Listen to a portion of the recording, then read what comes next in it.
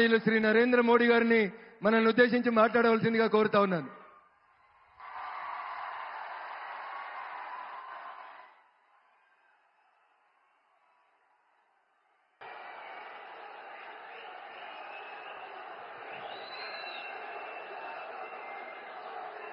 भारत माता की, भारत माता की, भारत माता की. ना तेलंगाना కుటుంబ సభ్యులందరికీ నమస్కారాలు.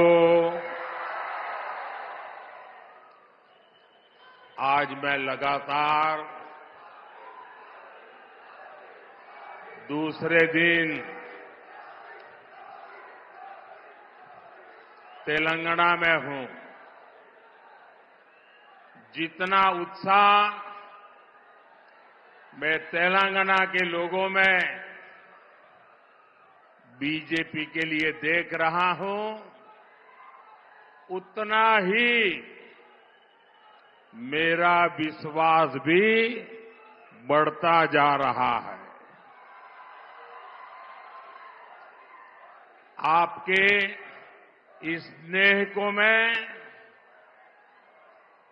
आपके इस प्यार को मैं तेलंगाना के विकास के रूप में 2 गुना करके लौटाऊंगा. ये आपका प्यार, ये आपका उत्साह, ये आपके आशीर्वाद मैं बेकार नहीं जाने दूंगा. ఇది మోదీ గ్యారంటీ. మోదీ గ్యారంటీ అంటే గ్యారంటీగా పూర్తి అయ్యే గ్యారంటీ.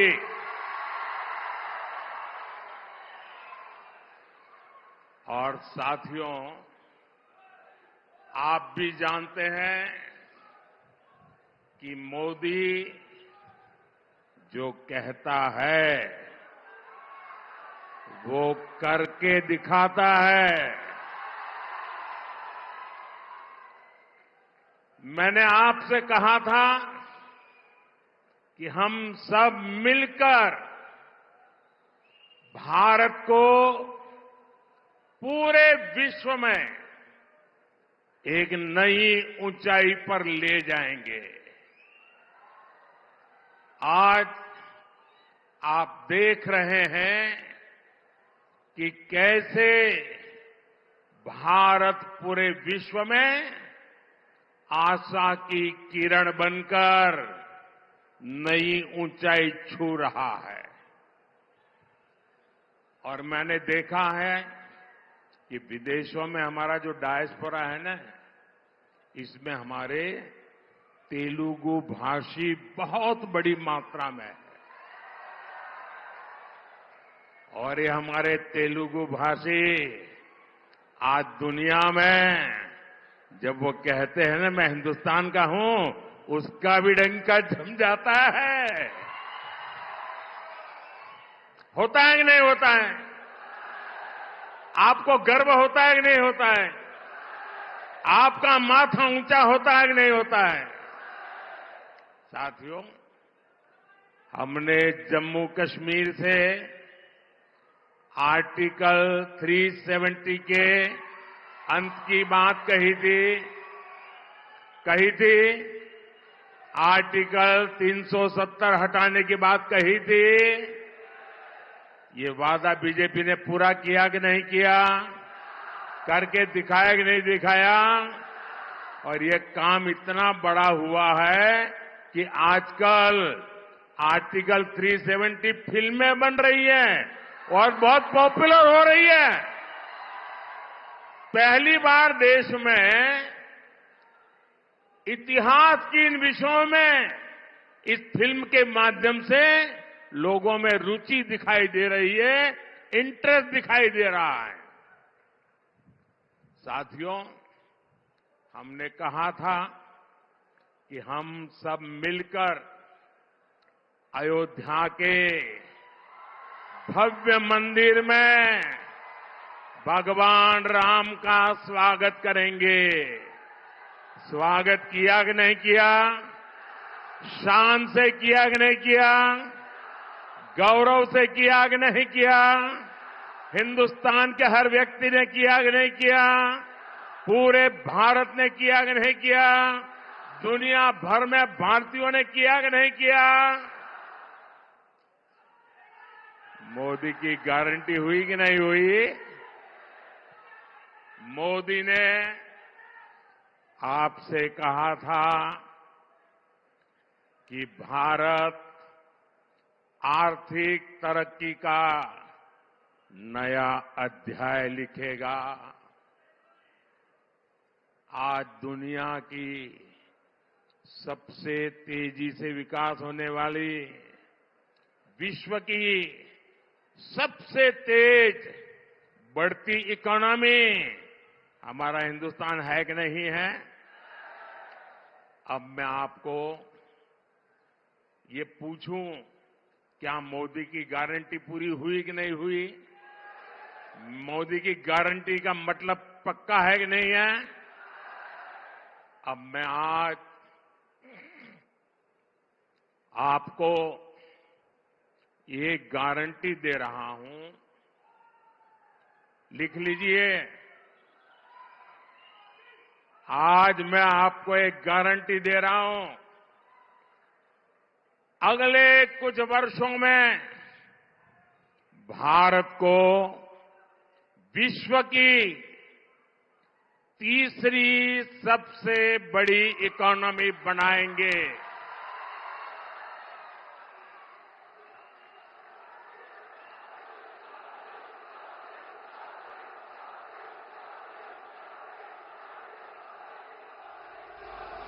और ये वादा भी पूरा होगा क्योंकि ये मोदी की गारंटी है।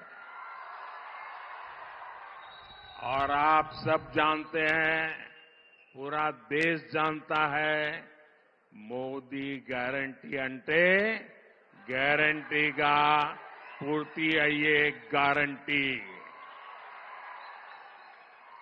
साथियों, आज जब मोदी आपसे और आपके परिवार को दी गई गारंटी को पूरा करने में लगा है, तो कांग्रेस और उसके साथी मोदी को, मोदी के परिवार को गाली देने पर उतर आए हैं।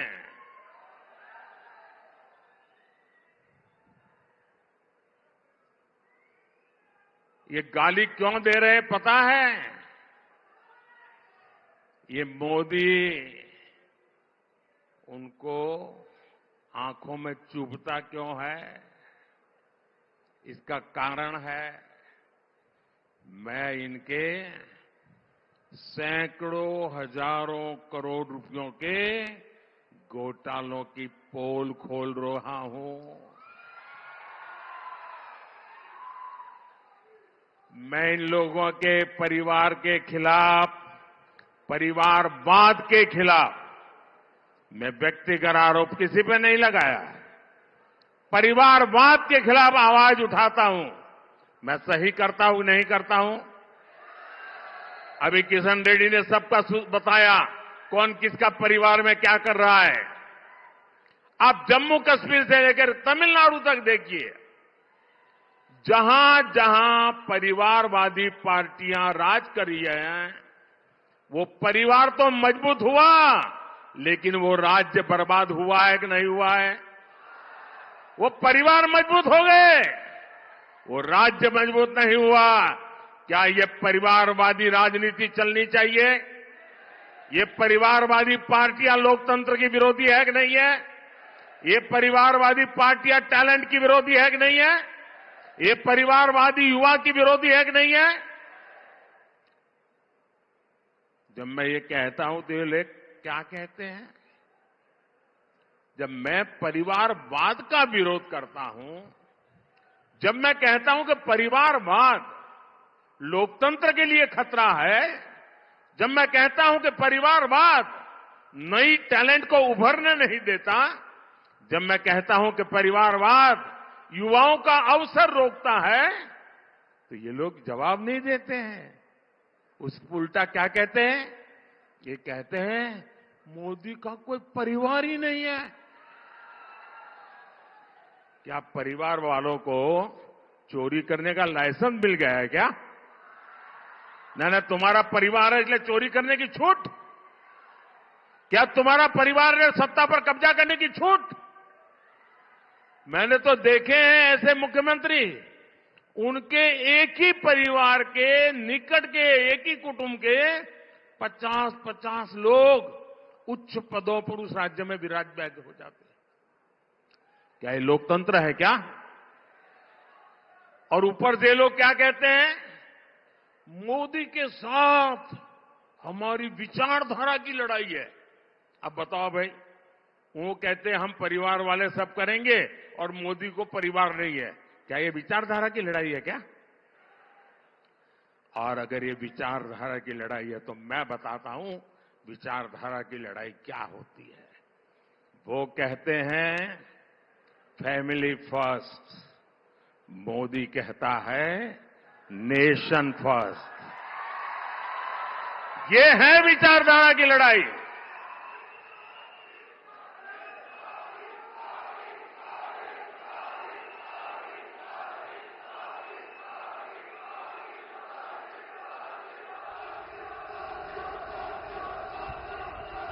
उनके लिए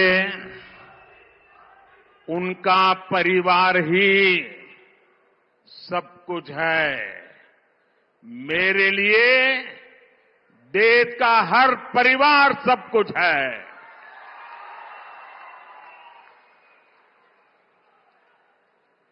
इन्होंने अपने परिवार के हितों के लिए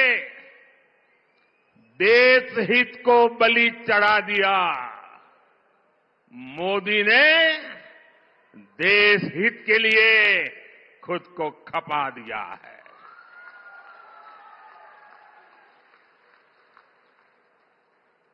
ये परिवारवादी इतने इनसिक्योर है, इतने इनसिक्योर है, इन्होंने देश के हजारों युवाओं को राजनीति में आगे बढ़ने ही नहीं दिया।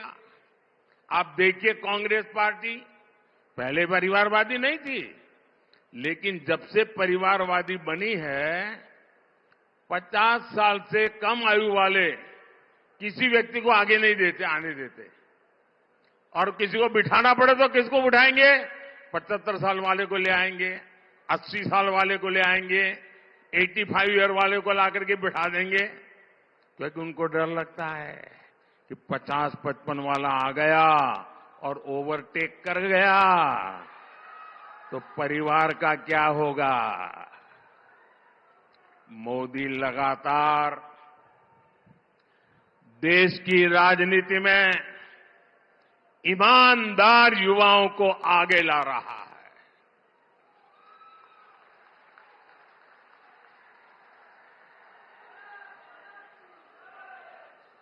ये परिवारवादियों ने देश को लूटा, अपनी तिजोरियां भरी। मोदी ने उसको जो तनख्वाह मिलती है ना, सरकार से जो पेमेंट मिलता महीने का, उसमें से भी जब जब मौका आया कुछ न कुछ मैंने लोगों के लिए खर्च कर दिया है, दान कर दिया है। परिवारवादियों ने सरकारों में रहकर महंगे महंगे गिफ्ट लिए हैं, सौगातें ली हैं, और गिफ्ट के जरिए भी अपने काले धन को सफेद बनाया। लेकिन मोदी ने आज तक जो गिफ्ट मिलती है वो सारी गिफ्ट तोशाखाना में जमा करा देता है, उसकी नीलामी होती है और जो पैसे आते हैं वो पैसे मां गंगा की सेवा में लगा देता है। आपको जान करके खुशी होगी, आप जिस मोदी के परिवारजन है ना, इस परिवार का सर कभी झुकने नहीं दूंगा मैं।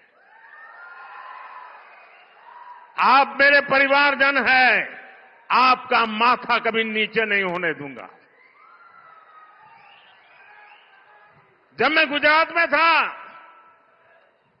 तो मुझे जो भेंट सौगात मिलती थी ना, उस समय भी मैं उसकी नीलामी करता था और उन पैसों को मैं गरीब की बेटियों की पढ़ाई के लिए लगा देता था। और आपको जानकर के आनंद होगा, मेरे तेलंगाना के भाई बहन, हमारे मीडिया वालों के लिए ये जो मैं बोल रहा हूं वो खबरें नहीं होती है, क्योंकि अगर ये खबरें छप जाए तो बाकी लोगों को बहुत नीचा दिखाना पड़ेगा, इसलिए ऐसी खबरों को दबा दिया जाता है। आपको जानकर खुशी होगी, गुजरात में और दिल्ली में आकर मुझे जो भी लोग गिफ्ट देते हैं, यहां कोई शाल पहना देता है, कोई मूर्ति दे देता है, ये जो कुछ भी मुझे मिलता है ना, उसकी नीलामी की है, सत्कार्य के लिए की है। इसलिए लोगों ने भी बढ़ चढ़ करके नीलामी में हिस्सा लिया। और ये आपका सेवक वो क्या करता है, अब तक करीब करीब 150 करोड़ रुपया ये लोगों की सेवा में लगा दिए हैं। दोस्तों, अगर मैं भी परिवारवादी होता तो ये सब ले जाता और कोई पूछता ही नहीं, वो कहते भाई मंच पे दिया था, वो तो उनका है। मैंने इसको भी आपकी सेवा में अर्पित कर दिया है। साथियों, उन्होंने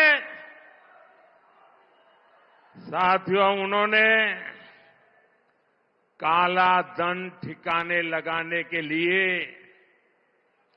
विदेशी बैंकों में अपने खाते खोले। मोदी है जिसने यहां करोड़ों गरीब भाई बहनों के जनधन खाते खुलवाए। ये फर्क है। इन परिवारवादियों ने अपने परिवार के लिए कोठियां बनाई, अपने परिवार के लिए महल बनवाए, शीश महल बनवाए। मोदी ने आज तक अपने लिए भी एक घर तक नहीं बनाया। उल्टा मोदी तो देश के गरीबों के पक्के घर बनवा रहा है। अब तक 4 करोड़ घर बन चुके हैं। परिवारवादियों ने देश की खदानें बेची, महंगी जमीनें बेची, आकाश बेचा। देश को बर्बाद करने में कोई कसर नहीं छोड़ी। ये परिवारवादियों के कारनामे हैं। और मोदी देश बनाने के लिए, आपका भविष्य बनाने के लिए, आपके बच्चों का भविष्य बनाने के लिए जमीन, आकाश, पाताल दिन रात एक कर रहा है। इसलिए बौखलाए हुए ये लोग मेरा परिवार ना होने की बात उठा रहे हैं। ये भूल रहे हैं कि 140 करोड़ देशवासी, 140 करोड़ देशवासी ये मोदी का परिवार है।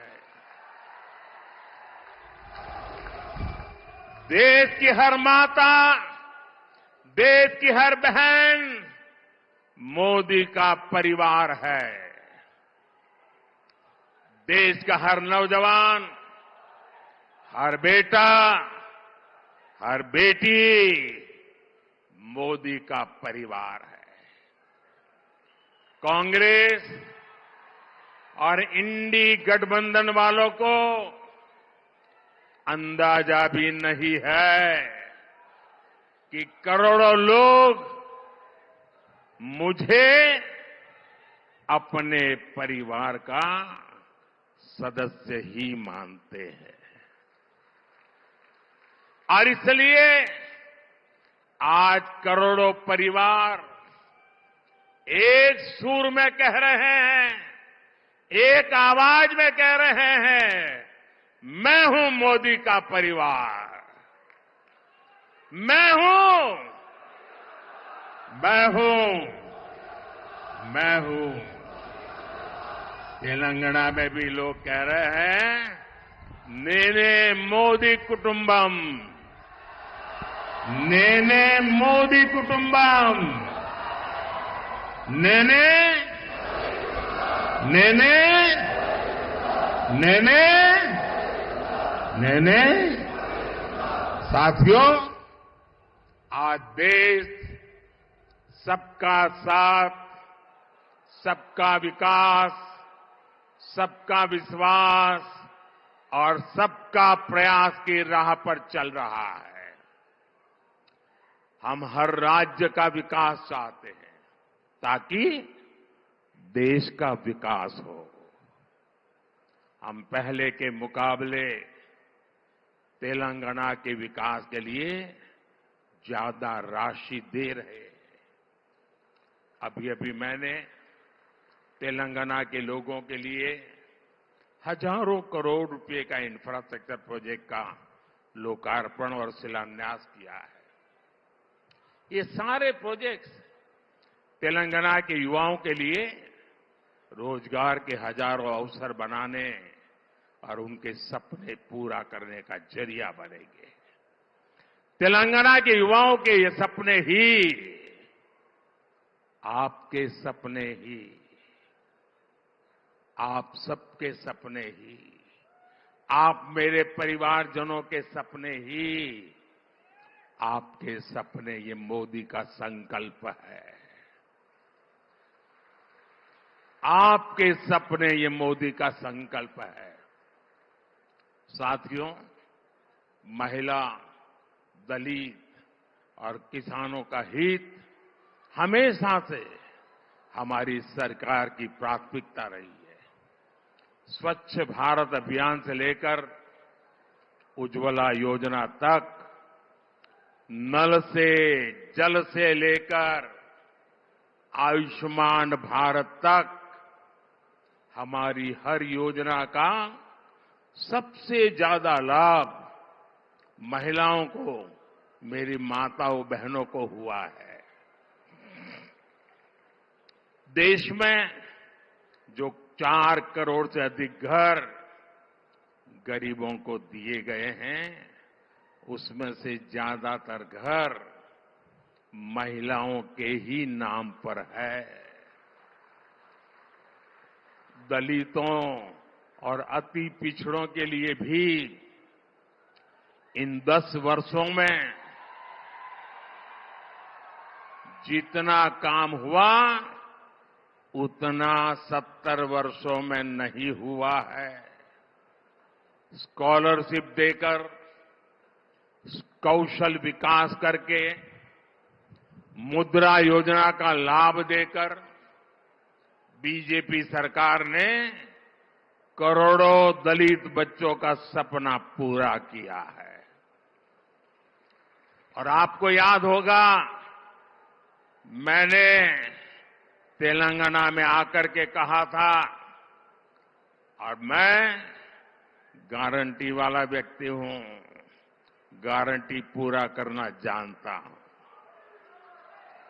मैंने कहा था कि मादिगा समुदाय के लोगों का सशक्तिकरण करने के लिए बीजेपी हर संभव मदद करेगी। और तभी हमने इसके लिए एक हाई लेवल पैनल भी बनाया था। इस पैनल ने लगातार मादिगा समुदाय के अनेक लोगों से मुलाकात की है, विचार विमर्श किया है, उनकी समस्याओं को समझा है और समाधान निकालने के लिए आगे बढ़े हैं। साथियों, बीजेपी सरकार ने तेलंगाना के किसानों के लिए भी ऐतिहासिक कदम उठाए हैं। बीते वर्षों में हमारी सरकार ने 1.5 लाख करोड़ रुपए से ज्यादा के धान और कॉटन की खरीदी की है। 1.5 लाख करोड़ से ज्यादा।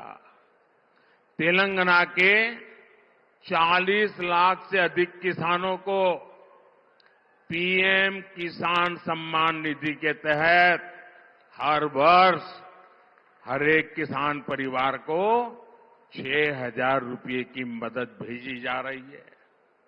साथियों, मोदी तेलंगाना के विकास के लिए कोई कसर नहीं छोड़ेगा और ये मैं आपको गारंटी देता हूं।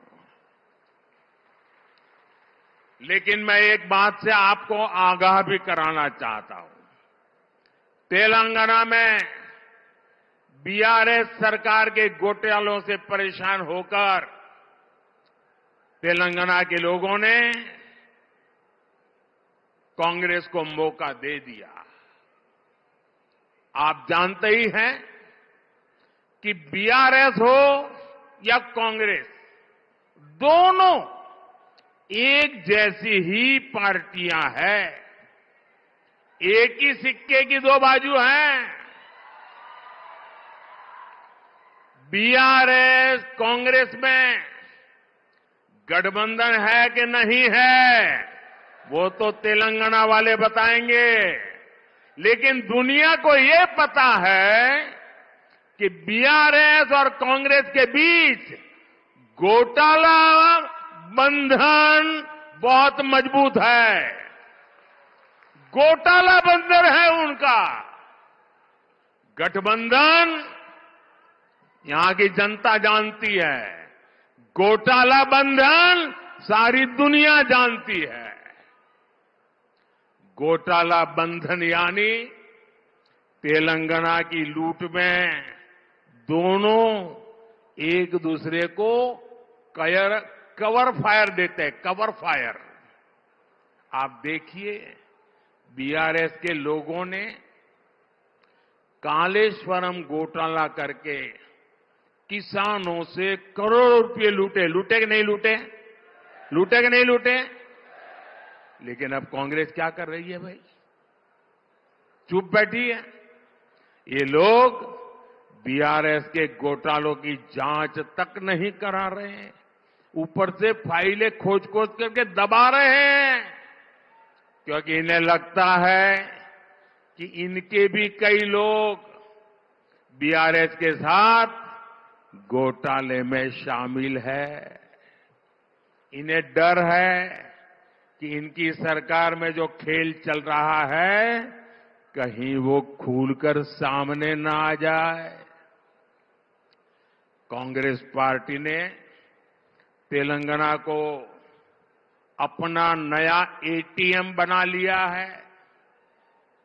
लेकिन मैं इन्हें कहना चाहता हूं, एक दूसरे को कवर फायर देकर ये खेल बहुत दिनों तक नहीं चलेगा, क्योंकि मोदी सरकार में सर्जिकल स्ट्राइक भी होती है और एयर स्ट्राइक भी होती है। लेकिन इसके लिए मुझे आपका भरपूर आशीर्वाद चाहिए। आशीर्वाद मिलेगा ना? भरपूर मिलेगा ना? जी भर के मिलेगा ना? दिल खोल के मिलेगा ना? और इसीलिए तो तेलंगाना का हर इंसान कह रहा है, हर मतदाता कह रहा है, अब की बार 400 पार। अब की बार नागलो वंदलो दाटाली, नागलो वंदलो दाटाली, बीजेपी की वोटू वेयाली। मुझे विश्वास है कि तेलंगाना विकसित भारत के निर्माण के लिए जी भर करके हमें अपना आशीर्वाद देगा। आप इतनी बड़ी संख्या में आए,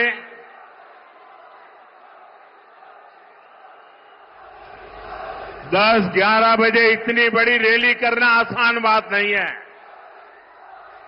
मैं तेलंगाना बीजेपी को भी बधाई देता हूं और तेलंगाना के मेरे भाई बहनों को भी धन्यवाद करता हूं।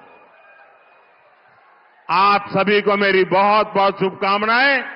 दोनों हाथ ऊपर करके मेरे साथ बोलिए, भारत माता की, भारत माता की, भारत माता की, वंदे वंदे वंदे वंदे वंदे वंदे वंदे वंदे वंदे वंदे।